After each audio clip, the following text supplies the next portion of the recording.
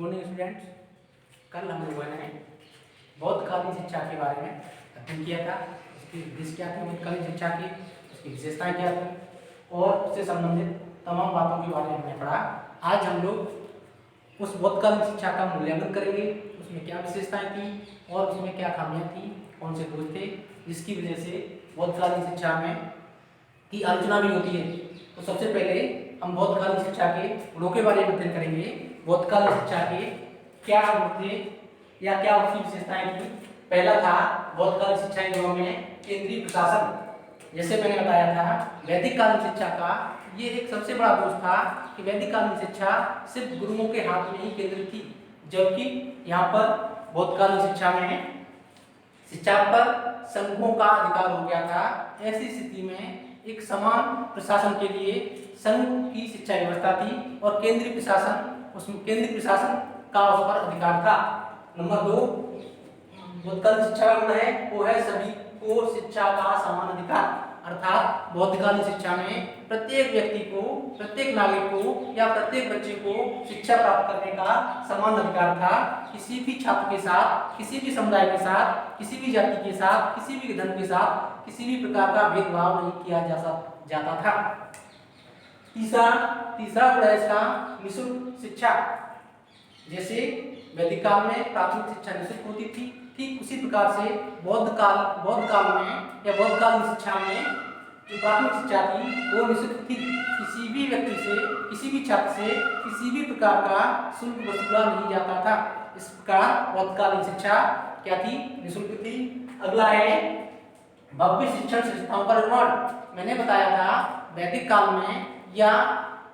में जो शिक्षण संस्थाएं थी वो बहुत ज्यादा उन्नत किस्म की नहीं थी, या उन्होंने जो भवनों के निर्माण थे बहुत ज्यादा उन्नत किस्म के नहीं थे। लेकिन बौद्ध काल में आते आते शिक्षण संस्थाओं के भव्य निर्माण के लिए तमाम व्यवस्थाएं की जाने लगी। इसलिए बौद्धकालीन शिक्षा में भव्य शिक्षण संस्थाओं का निर्माण होना प्रारंभ हुआ। अगली विशेषता है, अगला इसका गुण है स्त्रियों की शिक्षा का निर्माण। मैंने बताया था उत्तर वैदिक काल में स्त्रियों की शिक्षा में गिरावट आई। स्त्रियों की शिक्षा पर राज्य द्वारा या गुरुओं द्वारा विशेष ध्यान नहीं दिया गया। ऐसी स्थिति में कुछ कुलीन वर्गों की, कुछ उच्च वर्गों की जो स्त्रियां थी, जैसे मैंने बताया था गार्गी, अपाला, अत्रेयी, मैत्रेयी, घोषा, ये गिनी चुनी स्त्रियां थी। इसलिए बौद्धकालीन शिक्षा में स्त्रियों की शिक्षा के लिए एक बेहतर तरीके से व्यवस्था की गई। अब ये इसके कुछ गुण थे, आगे हम इसके दोष भी देखेंगे कि जब मैंने बताया कोई भी शिक्षण व्यवस्था होती है, कहीं भी उसके गुण होते हैं, कुछ विशेषताएं होती हैं, वैसी स्थिति में उसमें कुछ हानियां भी होती हैं, कुछ खामियां भी होती हैं, कुछ दोष भी होते हैं। इसमें पहला दोष था मठों एवं विहारों के कठोर नियम। जो भी शिक्षण संस्थाएं थी, जो भी शिक्षा दी जाती थी, सामान्यतः मठों और विहारों में दी जाती थी। इसमें मठ और विहार थे, उनमें अनुशासन के कठोर नियम थे। इससे छात्र उनमें प्रवेश करने से बचते थे या बाहर जाने से बचते थे। इसका प्रमुख दोष था। दूसरा दोष था स्त्रियों की शिक्षा का ह्रास। उत्तर बौद्धकालीन शिक्षा में स्त्रियों की शिक्षा में ह्रास देखने को मिलता है। जैसे कि मैंने बताया स्त्रियों को संघ में प्रारंभ में प्रवेश करने की अनुमति थी, लेकिन जब संघ में स्त्रियों का प्रवेश हुआ तो वहां पर वैसा व्यक्ति जैसी बुराइयां फैल गई। ऐसी स्थिति में स्त्रियों की शिक्षा में ह्रास आना जरूरी था। तो इसका अगला दोष है, नेक्स्ट है अनुचित शिक्षा संगठन। मैंने बताया कि ये जितने भी संघ थे उनके द्वारा तमाम तरीके के शैक्षिक संगठन बनाए गए ताकि बौद्धकालीन शिक्षा में उनको जो बौद्ध काल से संबंधित जो भी व्यक्ति थे उनको शिक्षा दी जा सके। अगला इसका दोष था सैन्य शिक्षा का अभाव। बौद्धकालीन शिक्षा में जो 10 आदेश छात्रों को दिए गए थे, जो उनका मान्यता थी, जो उनकी वैल्यूज थी, वो ये थी कि हम अहिंसा का पालन करेंगे, सत्य का पालन करेंगे, अपरिग्रह नहीं करेंगे। तमाम ऐसे आदर्श थे जिसकी वजह से प्रत्येक व्यक्ति या राज्य का या शिक्षा शास्त्रियों का धर्म बन गया कि हम सैनिक शिक्षा नहीं देंगे। इसका दुष्प्रभाव ये देखने को मिलता है कि भारत में तमाम आक्रमणकारियों ने आक्रमण किए और बौद्ध धर्म कमजोर होता चला गया और उसके जो भी शासक थे कमजोर होते चले गए और दूसरे जो राजा थे उनका उन पर आधिपत्य हो गया। अगला है धार्मिक शिक्षा में या धार्मिक शिक्षा के अंतर्गत बौद्ध धर्म की शिक्षा। धार्मिक शिक्षा के अंतर्गत बौद्ध धर्म की शिक्षा, ये इसका एक सबसे बड़ा दोष था कि कोई जब भी धार्मिक शिक्षा दी जाती थी, जब भी बौद्धकालीन शिक्षा दी जाती थी, तो उनमें बौद्ध धर्म से संबंधित शिक्षा दीक्षा को ज्यादा महत्व दिया जाता था, बौद्ध धर्म के प्रसार को ज्यादा महत्व दिया जाता था, ताकि बौद्ध धर्म अपने चरम उद्देश्य को प्राप्त कर सके।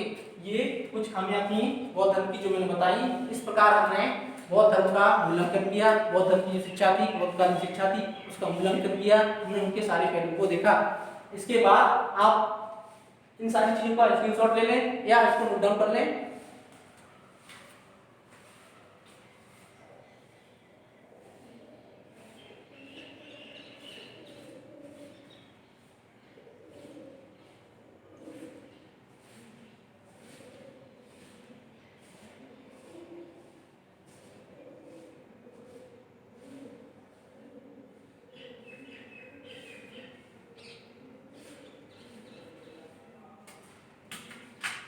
ठीक है स्टूडेंट, उम्मीद करता हूँ आप लोग नोट डाउन कर लिया होगा।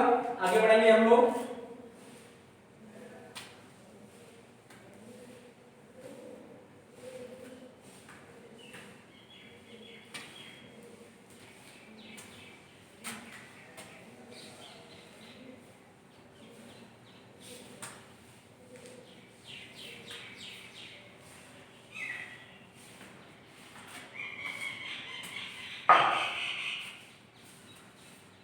आगे देखेंगे अगली शिक्षा व्यवस्था है हमारी मध्यकालीन शिक्षा की, मुगल कालीन मध्यकालीन।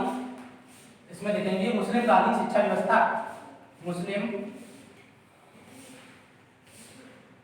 कालीन शिक्षा व्यवस्था।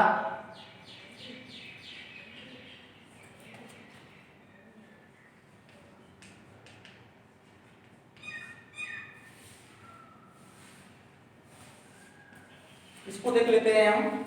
सबसे पहले इसको इतिहास में जाएंगे, क्या वजह थी जब वैदिक धर्म का पतन हुआ, बौद्ध धर्म का पतन हुआ, उससे संबंधित जो उनके अनुयायी थे उनका पतन हुआ, इसकी भी कुछ वजह थी। इसको थोड़ा इतिहास में देखेंगे। जब हम इतिहास की बात करते हैं तो 1192 ईस्वी में जो पृथ्वीराज चौहान था उसका परायण में मोहम्मद गोरी से युद्ध हुआ और द्वितीय विश्व युद्ध में मोहम्मद गोरी हारा और उसकी मृत्यु हो गई। ऐसी स्थिति में उसके बाद मुसलमानों का भारत पर अधिकार हुआ और ये कहां से कहां तक 1192 ईस्वी से कहां से 1757 ईस्वी तक भारत पर मुस्लिम शासकों ने शासन किया। ऐसी स्थिति में कमोबेश 550 वर्ष तक उन्होंने भारत पर शासन किया और इस दौरान कई राजवंशों ने, मुसलमानों के कई शासकों ने शासन किया। इसमें से कुछ महत्वपूर्ण थे, वो थे पहला था गुलाम वंश,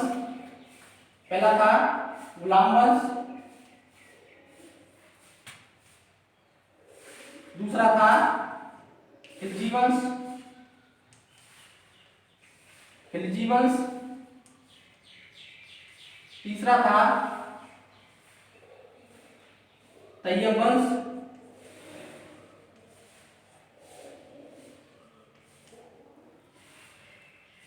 चौथा था सैयद वंश,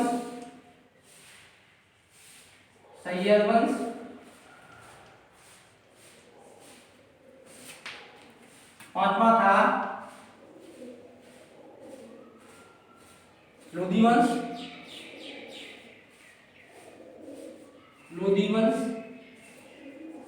और छठवां था मुगल वंश।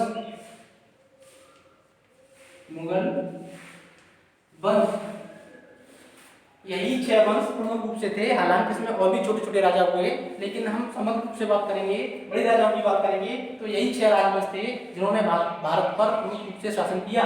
कभी कभी ये कहा जाता है इस मुस्लिम कालीन शिक्षा को मुगल कालीन शिक्षा का नाम दिया जाता है, लेकिन मैं मानता हूँ ठीक है लेकिन वो एक स्पेशल क्षेत्र था, लास्ट का एरा था जिसको हम मुगल काल कहते थे। लेकिन इससे पहले जो शासन हुए सबकी शिक्षा व्यवस्था क्या थी, इस्लाम धर्म से संबंधित थी और इसको इस्लाम धर्म से संबंधित शिक्षा कहते थे या मुस्लिम शिक्षा के नाम से जाना जाता था। ये कुछ बातें थी। अब थोड़ा सा इसका बैकग्राउंड समझ लेते हैं। 632 ईसा 527 ईसा पूर्व वहाँ जो मुस्लिम धर्म के संस्थापक थे उनका जन्म हुआ और उन्होंने जन्म के बाद 532 ईस्वी में 632 ईस्वी में उनको ज्ञान की प्राप्ति हुई और उन्होंने एक धर्म का प्रवर्तन किया जिसको हम इस्लाम धर्म के नाम से जानते हैं या मुस्लिम धर्म के नाम से जानते हैं। जब किसी राजवंश का उदय होता है वैसी स्थिति में जब कोई भी राजा होता है तो वो अपने धर्म के हिसाब से अपनी शासन पद्धति को चलाता है और उसकी सारी व्यवस्थाएं होती हैं उनके धर्म से ही शासित होती हैं या धर्म के अनुसार होती हैं। वैसी स्थिति में मुस्लिम शासकों ने अपनी शिक्षा व्यवस्था को भी अपने धर्म से जुड़ा और अपने धर्म के अनुसार शिक्षा व्यवस्था को आगे बढ़ाया। तो ये कुछ चीजें थी जिसको मैंने डिस्क्राइब किया है। इसमें सबसे पहले इनके उद्देश्य पढ़ते हैं। इनके उद्देश्य क्या थे इसको नोट डाउन कर लिया होगा आप लोगों ने, बता देता हूं मैं।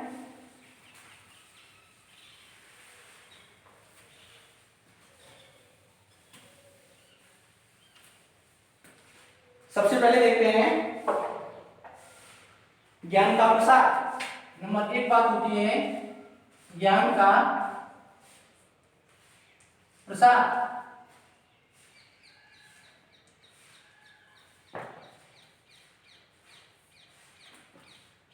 ज्ञान के प्रसार के संबंध में जो इसके पैगंबर थे हजरत मोहम्मद साहब, उन्होंने कहा कि प्रत्येक व्यक्ति को ज्ञान प्रदान किया जाना चाहिए। अर्थात सबसे बड़ा दान यदि कोई है तो वो है अपने बच्चों को ज्ञान देना, अपने बच्चों को शिक्षा देना। इसलिए उन्होंने जोर देकर कहा कि दान देने से बेहतर है या दान तमाम तरीके के जो लोग होते हैं उनको दान देने से अच्छा है कि अपने बच्चों को शिक्षा दी जाए। और उसके आगे भी उन्होंने कहा कि प्रत्येक व्यक्ति को श्रद्धापूर्वक दान देना चाहिए और उससे संबंधित जो भी चीजें हैं उनको करना चाहिए। और इससे संबंधित उन्होंने कहा कि सबसे बड़ा यदि किसी व्यक्ति को विद्या का दान दिया जाता है, ज्ञान का प्रकाश दिया जाता है, उससे बढ़कर कोई भी दान नहीं हो सकता। तो ये कुछ बातें थी जो मोहम्मद साहब ने मुगल कालीन शिक्षा के बारे में कही या मुस्लिम कालीन शिक्षा के बारे में कही। दूसरा है इस्लाम का प्रचार। नंबर 2 दूसरा उद्देश्य है इस्लाम का प्रचार।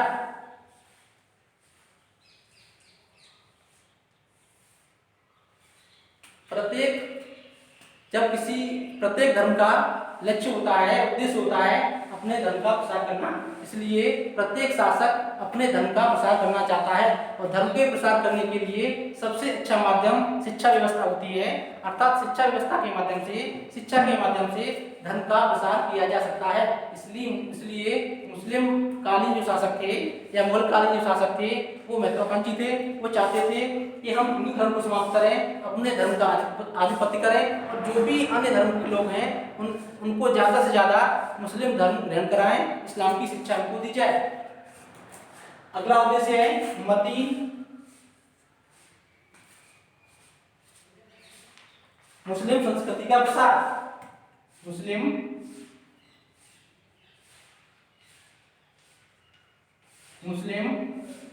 संस्कृति का प्रसार।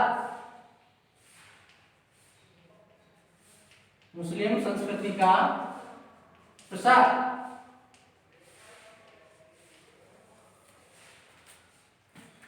वैदिककालीन शिक्षा में, बौद्धकालीन शिक्षा में जो भी उस समय की शिक्षा व्यवस्था थी उसकी कल्चर अलग थी, उन लोगों की जो कल्चर थी वो अलग थी। जबकि मुगल काल में जो भी मुस्लिम कालीन शासक थे उनकी शिक्षा, उनकी जो वैल्यूज थी, उनकी संस्कृति अलग थी क्योंकि वो विदेशों से आए थे और वो विदेशी थे। जबकि भारतीयों की संस्कृति उनकी अपनी आत्मा को ग्रहण किए हुए थी। इसलिए मुस्लिम कालीन शासक चाहते थे शिक्षा के माध्यम से इस्लाम धर्म का, मुस्लिम संस्कृति का प्रचार किया जाए और जो भी हिंदू धर्म के रहने वाले हैं उनकी संस्कृति पर उनके प्रभाव को छोड़ा जाए ताकि वो ज्यादा से ज्यादा भारत में ज्यादा समय तक शासन कर सकें। अगला उद्देश्य है चरित्र का निर्माण। चरित्र का निर्माण।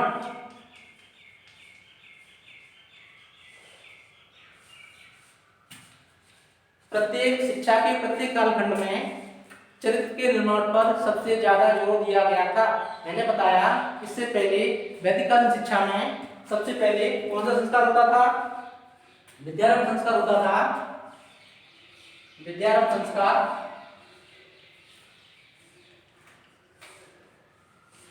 फिर बौद्धकालीन शिक्षा में पवज्जा संस्कार होता था। प्रवज्जा या पवज्जा, ये संस्कार होता था। दोनों ही संस्कारों में मैंने बताया था विद्यारंभ संस्कार में सबसे पहले जो गुरु होते थे वो अपने जो शिष्य होते थे या छात्र होते थे उनको कुछ आदेश देते थे। तैत्तरीय उपनिषद में मैंने बताया था, कहा गया था सत्यम वद, दूसरा धर्मचर, और तीसरी बात कही गई थी स्वाध्याय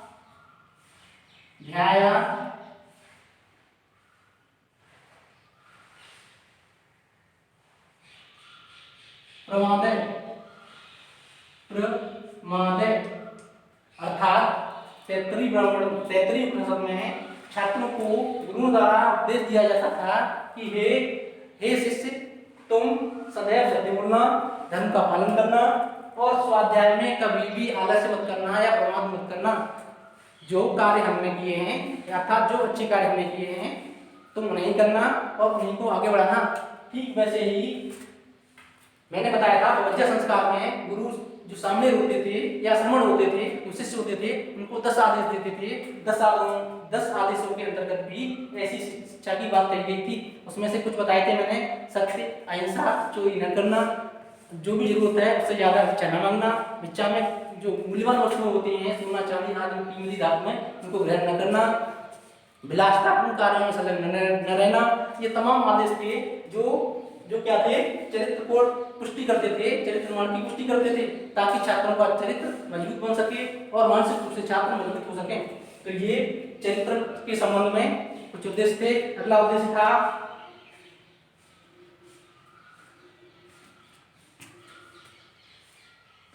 विशिष्ट नैतिकता का समावेश। विशिष्ट नैतिकता का समावेश।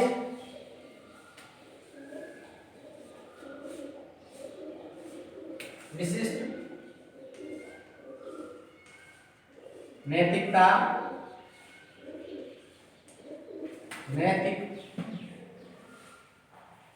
विशिष्ट नैतिकता का समावेश।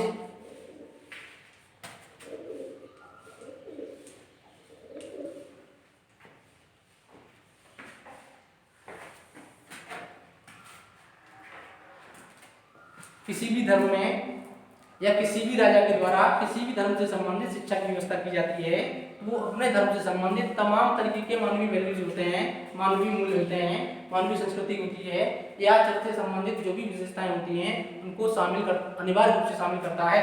ऐसी स्थिति में मुस्लिम काल में भी विशिष्ट प्रकार की नैतिकता का समावेश किया गया था ताकि छात्रों की जो भी मोरल है वो मुस्लिम या इस्लाम धर्म के अनुसार परिपोषित हो या पुष्ट हो।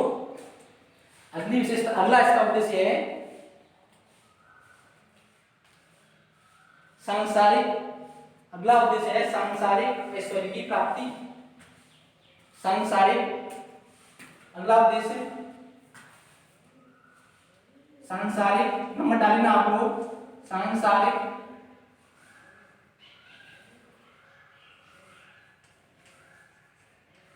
सांसारिक ऐश्वर्य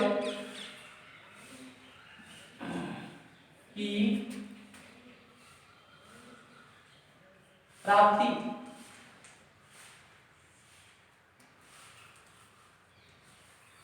अन्य धर्मों की तरह जैसे वैदिक काल या बौद्ध काल की तरह शिक्षा में या मुगल काल में या जो मुस्लिम शासक होते थे या इस्लाम धर्म था उसमें पुनर्जन्म की कोई भी व्यवस्था नहीं थी, कोई भी बात नहीं कही गई थी। इसलिए उस समय के शासक उस समय की शिक्षा व्यवस्था में ऐसी शिक्षा को समाहित करना चाहते थे ताकि उसमें प्रत्येक व्यक्ति अगले जन्म के लिए नहीं, केवल उसी जन्म के लिए अपनी शिक्षा में तैयार हो सके और संपूर्ण जीवन को पूरी संपूर्ण जीवन को भौतिक रूप से सुख समृद्धि के साथ व्यतीत कर सके या जी सके। इसलिए इसका सबसे बड़ा गुण या सब संपूर्ण शिक्षा में सबसे बड़े गुण की बात होती है, उसमें सांसारिक अवसर की प्राप्ति को सबसे ज्यादा जोर दिया जाता था। नेक्स्ट, इसका अंतिम उद्देश्य है इस्लाम धर्म।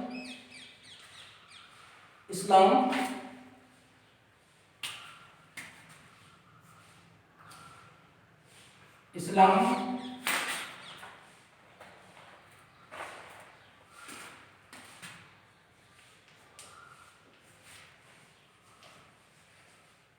धर्म को वरीयता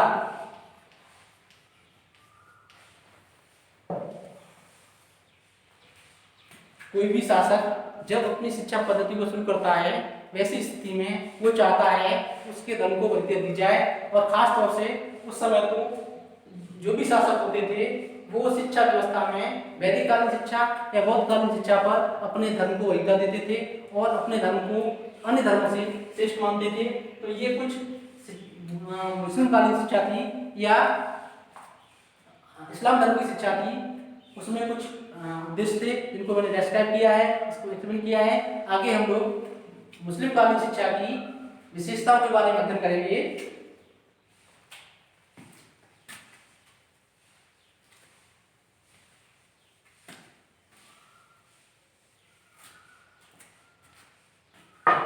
आगे है मुस्लिम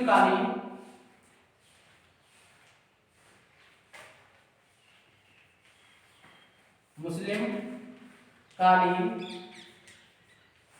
शिक्षा की विशेषताएं। शिक्षा की विशेषताएं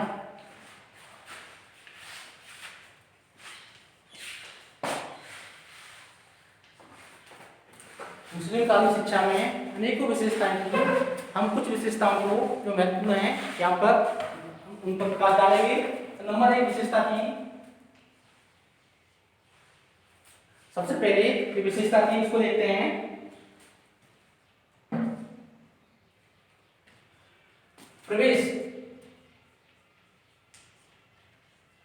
प्रवेश की बात करते हैं। प्रवेश की व्यवस्था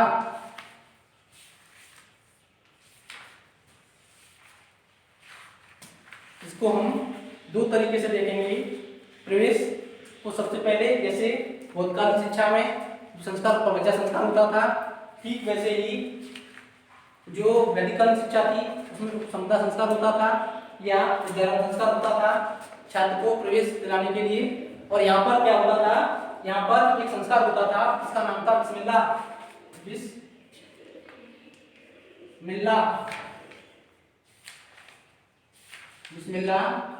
संस्कार, बिस्मिल्लाह सेरेमनी।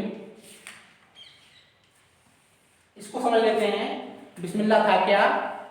इस संस्कार के अंतर्गत छात्र को सबसे पहले नहलाया जाता था। उसके बाद जो भी स्कूल के काजी होते थे या मौलवी होते थे उनके पास छात्र को ले जाया जाता था।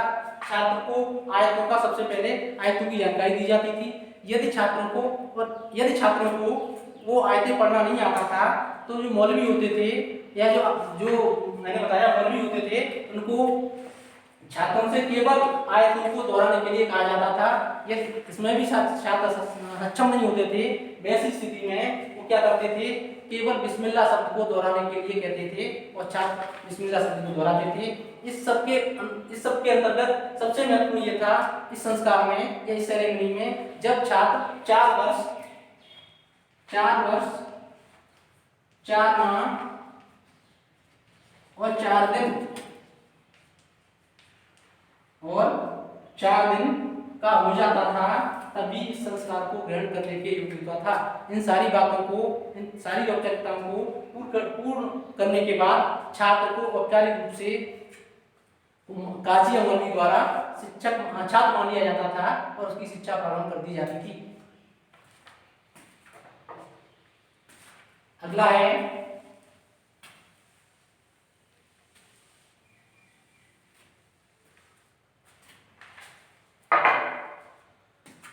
निःशुल्क शिक्षा, निःशुल्क शिक्षा।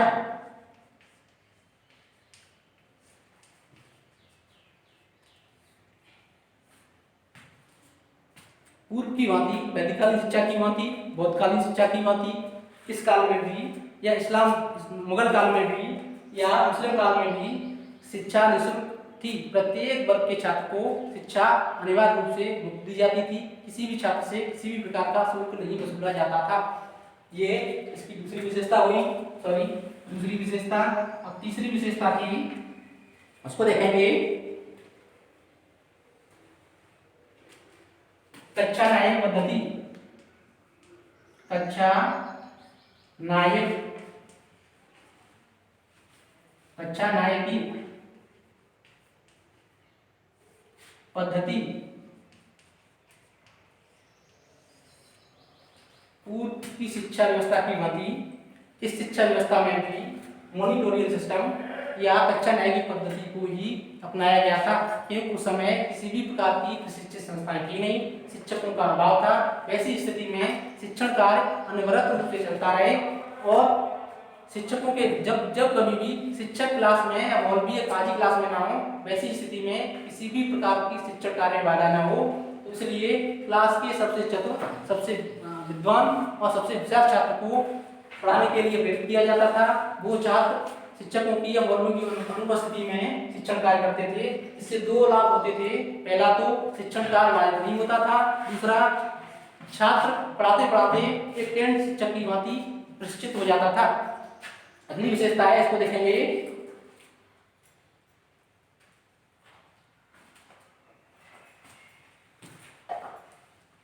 चौथी, गुरु शिष्य संबंध, गुरु शिष्य संबंध। इसको देखते हैं। मैंने बताया था वैदिककालीन शिक्षा में, बौद्धकालीन शिक्षा में गुरु शिष्य संबंध बहुत ज्यादा मधुर थे। इसके पीछे भी कई कारण थे। जो भी शिक्षक होते थे उनको छात्रों का आध्यात्मिक पिता माना जाता था। जो भी छात्र होते थे वो अपने गुरु को आध्यात्मिक पिता समझते थे और गुरु भी अपने छात्रों के साथ पुत्रवत व्यवहार करते थे। ऐसी स्थिति में उनके मध्य जो संबंध थे बहुत अच्छे थे। कि क्या भी मुस्लिम कालीन शिक्षा की बात करेंगे, वहाँ भी छात्रों और गुरुओं के मध्य, मौलवियों के मध्य संबंध बहुत अच्छे होते थे। लेकिन हम उत्तर या उत्तर मुगल काल की बात करेंगे या उत्तर मुस्लिम कालीन शिक्षा की बात करेंगे, वैसी स्थिति में गुरु के जो गुरु होते थे और छात्र होते थे उनके मध्य संबंध अच्छे नहीं रहे। इसका सबसे बड़ा उदाहरण उस समय का तत्कालीन राजा औरंगजेब है, जिसने अपने गुरु शाह साले, उनके गुरु थे शाह साले, जिनको उन्होंने अपने राज दरबार में सभी जनता के सामने या जनता के सामने अपमानित किया था। इसलिए उस काल से पता चलता है कि उत्तर मुगल काल में या मुस्लिम काल में शिष्य और गुरु के मध्य संबंध बहुत अच्छे नहीं रहे। आगे देखते हैं अनुशासन। अनुशासन की बात करेंगे। पांचवा, अनुशासन।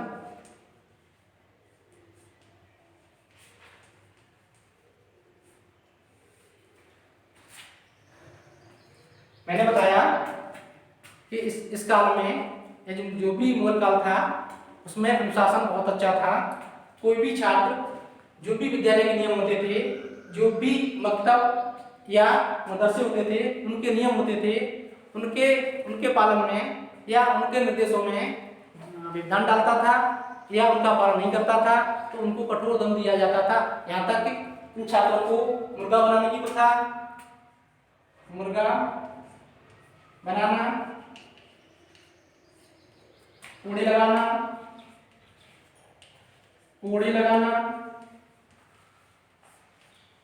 मुर्गा बनाना, कोड़े लगाना, बैठक लगवाना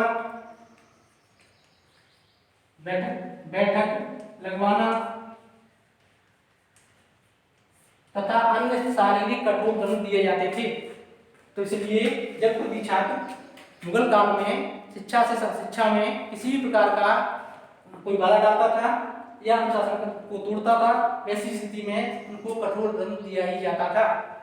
आगे बढ़ेंगे, इधर लिख देता हूं मैं,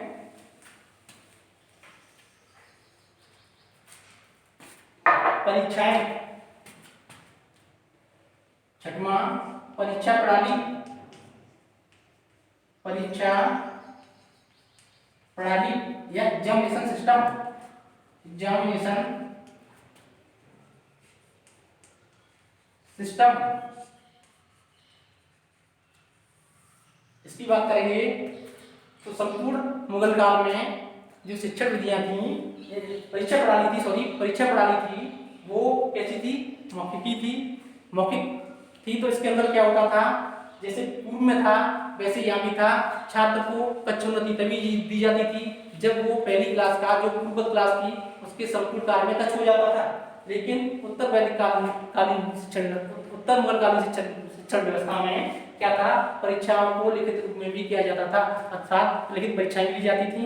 इसके बाद अगला इसका वो है, अगली विशेषता है वो है शिक्षण विधियां। और सातवां, शिक्षण विधियां। शिक्षण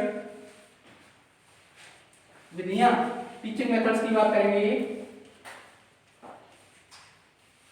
टीचिंग मेथड की बात करेंगे।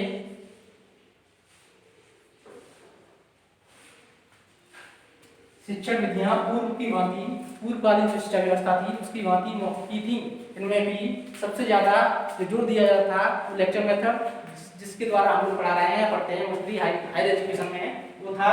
नंबर 1 था व्याख्यान विधि। व्याख्यान विधि। दूसरा था क्वेश्चनरीज मेथड या प्रश्नोत्तर विधि। प्रश्नोत्तर विधि।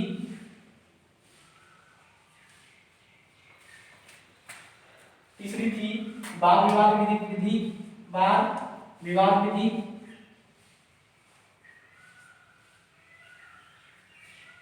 अगली थी संवाद विधि। संवाद विधि।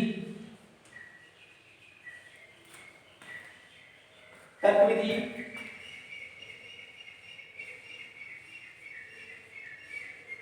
ये कुछ प्रमुख विधियां थी जिनके माध्यम से संपूर्ण शिक्षण कार्य किया जाता था।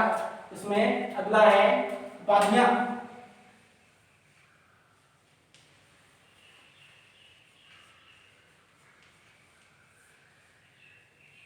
उपाधियों की बात करेंगे या प्रमाण पत्रों की बात करेंगे। जैसा मैंने पहले बताया था, वैदिक कालीन शिक्षा में कुछ विशेष विषयों में भी क्या किया जाता था, उपाधियां दी जाती थी, जो मैंने बताई थी। स्नातक और दूसरी वसु, तीसरी रुद्र, चौथी आदित्य। जो उपाधियां थी वो मैंने बता दी थी। केवल विशिष्ट छात्रों को ही, जो चुनिंदा लोग होते थे, उन्हीं को उपाधियां दी जाती थी। लेकिन सामान्य शिक्षा में सामान्य वर्गों के लिए उस समय भी उपाधियों की व्यवस्था नहीं थी। ठीक, यहाँ पर हम बात करेंगे उत्तर शिक्षा की। उस समय भी उपाधियों की व्यवस्था नहीं थी, कुछ लोगों को छोड़कर या कुछ हायर एजुकेशन को छोड़कर। ठीक, यहाँ भी मुगल काल में भी या मुस्लिम कालीन शिक्षा में भी उपाधियों की व्यवस्था नहीं थी। लेकिन हाँ, यदि कोई भी व्यक्ति जो धर्म से संबंधित होता था, इसको देखेंगे, धर्म से संबंधित होता था और उसमें विशेष कुशलता हासिल करता था और उसमें दक्षता प्राप्त करता था, वैसी स्थिति में उसको उपाधि दी जाती थी। उसको देखते हैं, मिटा देता हूं ये मैं, आप लोगों ने नोट डाउन कर लिया होगा।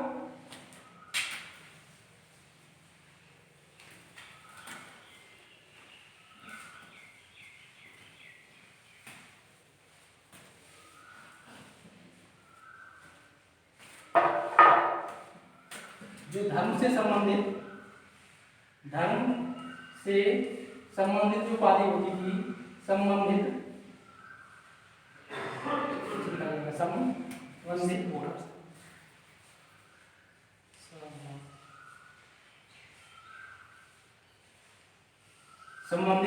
उपाधि लिखूंगा मैं। और दूसरी थी साहित्य से संबंधित उपाधि। साहित्य से संबंधित उपाधि, तीसरी थी नंबर 1 धर्म से संबंधित, नंबर 2 साहित्य से संबंधित, नंबर 3 दर्शन से संबंधित या फिलॉसफी दर्शन से संबंधित जो विषय थे, संबंधित उपाधि। धर्म से संबंधित जो जब कभी भी छात्र धर्म से संबंधित निपुणता हासिल करता था, उसमें मास्टरी हासिल करता था और धर्म से संबंधित विशेषज्ञ बन जाता था, वैसी स्थिति में एक महत्वपूर्ण उपाधि दी जाती थी, उसका नाम था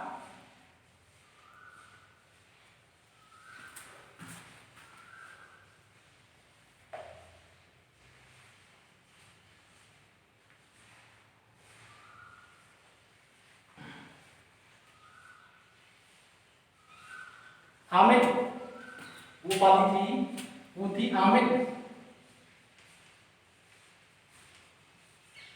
और साहित्य से संबंधित उपाधि थी, साहित्य से संबंधित कामिल।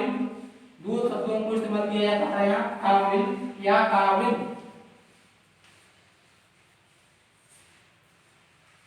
और तीसरी उपाधि थी, वो थी दर्शन से संबंधित फाजिल। जिन इसको एक बार फिर समझ लेते हैं। जब कभी कोई भी व्यक्ति धर्म से संबंधित विशेषज्ञ हो जाता था या धर्म में निपुणता हासिल करता था और धर्मगुरु बनने की स्थिति में होता था, ऐसी स्थिति में उसको उपाधि दी जाती थी, उसको अमीर कहते थे। दूसरी साहित्य में उपाधि दी जाती थी, जो साहित्य में जो कोई भी छात्र निपुण हो जाता था, उसमें मास्टरी हासिल करता था, उसको कामिल की उपाधि दी जाती थी। और दर्शन से संबंधित जो उपाधि थी, जो भी दर्शन में मास्टरी हासिल करता था, विशेषज्ञता हासिल करता था, उसको फाजिल की उपाधि दी जाती थी। कामिल शब्द को एक बार समझ लेते हैं।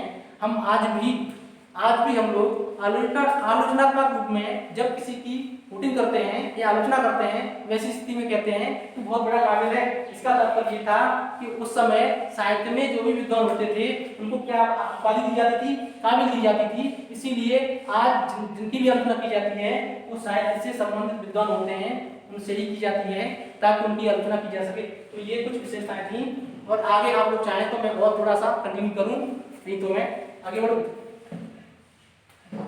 ठीक है, अगली स्लाइड में फिर देखते हैं। Thank you, bye bye.